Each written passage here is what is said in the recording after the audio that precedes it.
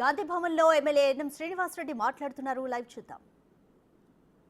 ఏ రోజు కూడా మీరు ఒప్పుకోలే, ప్రజలు మాకు వ్యతిరేకంగా తీర్పిచ్చిందన్న విషయాన్ని మీరు ఒప్పుకోలే. తెలంగాణ వాళ్ళు తెలివిలేని వాళ్ళు అన్నారు, ఆంధ్ర ప్రజలకు తెలివి ఉందన్నారు. అబద్ధాలు చెప్పి కాంగ్రెస్ పార్టీ అధికారంలోకి వచ్చిందన్నారు. మరి ఇప్పుడు ఏమైంది? సొంత మెదక్ జిల్లాలోనే మీరు 3వ స్థానంలోకి వచ్చిండ్రు. 7 స్థానాలలో డిపాజిట్లు పోయినాయి.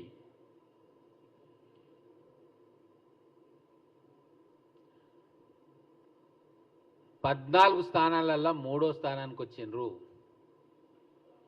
కేవలం రెండు స్థానాల్లో మీరు 2వ స్థానంలోకి వచ్చింది.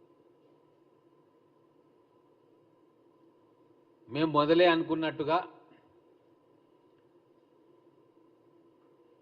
7 స్థానాలలో డిపాజిట్లు పోయినాయి కదా, ఆ మొత్తం 7 స్థానాలలో మీరు గుండు గుత్తగా మీ కార్యకర్తలు బీఆర్ఎస్ పడే ఓట్లను వాళ్ళే స్వయంగా తీసుకుపోయి బీజేపీ ఖాతాలో వేసిండ్రు. ఎందుకు వేసిండ్రంటే కార్యకర్తలకు అర్థమైపోయింది, ఇక ఈ బీఆర్ఎస్ పార్టీ అనేది ఉండదు, ప్రజలు దీన్ని పొందబెడతారు కాబట్టి మేము ట్రాన్స్ఫర్ చేసి తర్వాత మా రాజకీయ మనుగడ కోసం వేరే పార్టీలో చేరి రాజకీయాలు చేసుకోవచ్చు అని చెప్పి ప్రజలు తిరస్కరించిండ్రు. మిమ్మల్ని మీ కార్యకర్తలు తిరస్కరించిండ్రు. ఆఖరికి మీ ఎమ్మెల్యేలు కూడా ఫోన్లు చేసి ఓట్లు మీరు బీజేపీకి వేసుకోండి అని చెప్పే దరిద్రమైన పరిస్థితి మీ పార్టీకి వచ్చింది. అదే కాంగ్రెస్ పార్టీ ఇంత ప్రతికూల పరిస్థితుల్లో కాంగ్రెస్ పార్టీ ఈరోజు బీజేపీతో కొట్లాడలే. బీజేపీ రాముని ముందల పెట్టి ఆ రాముని బొమ్మ దేవుణ్ణి చూపించి మాకు ఓట్లేయమన్నది. బీజేపీ విధానాలను చూసి ఓట్లేయమనలే. 10 ఏళ్లలో బీజేపీ చేసిన మంచిని చూసి వాళ్ళ కార్యక్రమాలను చూసి ఓట్లు అడగలే. రాముల వారి అక్షింతలను ఇంటింటికి పంచి ఈ అక్షింతలను మొక్కి రాముని చూసి ఓటేయమన్నది. ఇది ప్రజాస్వామ్యంలో దౌర్భాగ్యం. అయినా సరే తెలంగాణ ప్రజలు కాంగ్రెస్ పార్టీకి ఓట్లేసి గెలిపించిండ్రు. అలాగే 65 స్థానాల్లో మాకు ఆధిక్యతనిచ్చిండ్రు. అసెంబ్లీ స్థానాల్లో అసెంబ్లీ ఎన్నికల్లో మాకు ఎన్ని సీట్లలో అయితే ఆధిక్యత వచ్చి ఎమ్మెల్యేలు గెలిచిండ్రో దానికంటే ఒక స్థానం ఎక్కువే ఇచ్చిండ్రు. బోనస్గా కంటోన్మెంట్ ఎమ్మెల్యే స్థానాన్ని కూడా కాంగ్రెస్ ఖాతాలో వేసిండ్రు. అంటే బీఆర్ఎస్ పార్టీ కుట్రలు చేసిన వాళ్ళ ఓటును మొత్తం కూడా వాళ్ళ ఎమ్మెల్యేలే బీజేపీకి ట్రాన్స్ఫర్ చేసిన ఒక అధర్మ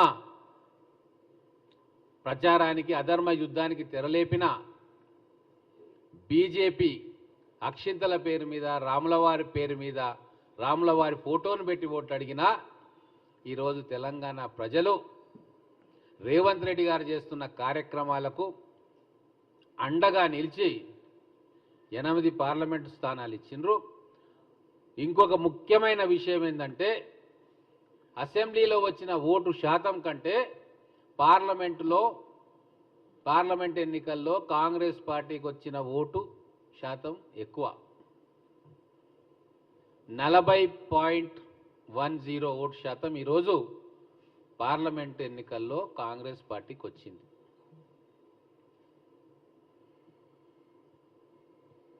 కాబట్టి ఇదే విధంగా భవిష్యత్తులో కూడా కాంగ్రెస్ ప్రభుత్వం పనిచేయబోతా ఉంది. ప్రజల కోసం పనిచేసే ప్రభుత్వం ఖచ్చితంగా మున్ముందు ఇంకా ప్రజల విశ్వాసాన్ని చూరగొనే కార్యక్రమాలు చేస్తుంది. ముఖ్యంగా బీజేపీ పార్టీ నాయకులకు కూడా ఒక హితవు చెప్పదలుచుకున్నా. నోరుంది కదా అని నోరు బారేసుకోకండి. మీది బల్పు కాదు వాపు అనేది తెలంగాణ ప్రజలందరికీ కూడా తెలుసు. పార్లమెంట్ ఎన్నికల్లో మీకు ఎక్కువ ఓట్లు వస్తాయి, అదే అసెంబ్లీకి స్థానిక సంస్థలకు వస్తే చతికిల పడతారన్న విషయం ఇప్పటి నుంచి కాదు. మాట్లాడుతున్న వాళ్ళు నిన్నమన్నా బీజేపీలో చేరిరేమో. 1980 నుంచి ఇదే పరిస్థితి. పార్లమెంట్ అప్పుడు ఓ 5% 10% ఓటు ఎక్కువ పెరుగుతుంది, మీరు సంకలు గుద్దుకుంటారు, మా పెరిగింది మా పార్టీ అని. మళ్ళీ అసెంబ్లీ ఎలక్షన్లు స్థానిక సంస్థ ఎన్నికల వచ్చే వరకు మీ బండారం బయటపడుతుంది. కాబట్టి 2019 ఎన్నికల్లో ఏమైంది? మీకు 20% ఓట్లు వచ్చినాయి, 4 పార్లమెంట్లు వచ్చినాయి. ఇక మీరేమన్నారు?